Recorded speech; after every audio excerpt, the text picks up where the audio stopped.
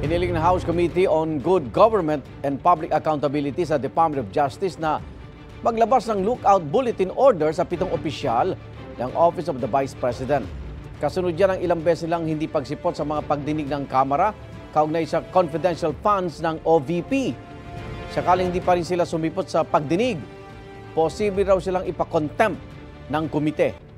May unang balita si Tina Panganiban Perez.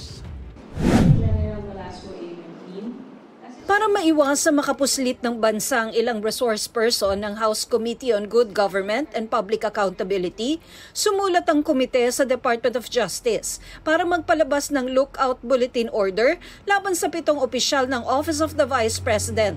Ilang beses na kasing iniisnab ng mga naturang opisyal ang mga imbitasyon ng komite kaugnay sa investigasyon sa paggamit sa confidential at intelligence funds. Pinapamonitor ng Kamara ang mga opisyal dahil may subpina ang mga ito galing sa Kamara. And they can be. As long as walang ganon, hindi naman natin mapipigil yan dahil constitutional right din naman nila na makaalis.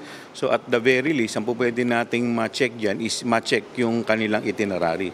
Kung hindi pa rin sisipot ang 7 sa pagpapatuloy ng hearing, posible silang makontempt. Ayon kay Chua, hindi imbitado si Vice President Sara Duterte, pero welcome naman daw itong dumalo kung gusto nito.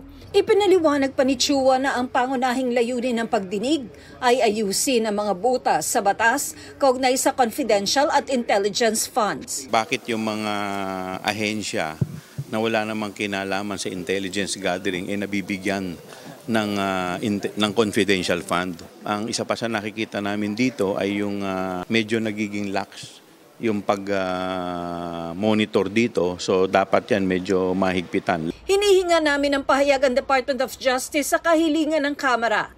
Sinusubukan din namin kunin ang panig ni Vice President Sara Duterte tungkol dito. Sa kanyang talumpati naman sa muling pagbubukas ng sesyon ng Kamara, tiniyak ni House Speaker Martin Romualdez na hindi sila magpapadaig sa mga humaharang sa pagdinig ng Quad Committee sa mga isyu ng droga, extrajudicial killings, pogo at iligal na pagbili ng mga Chinese national na mga lupain sa bansa.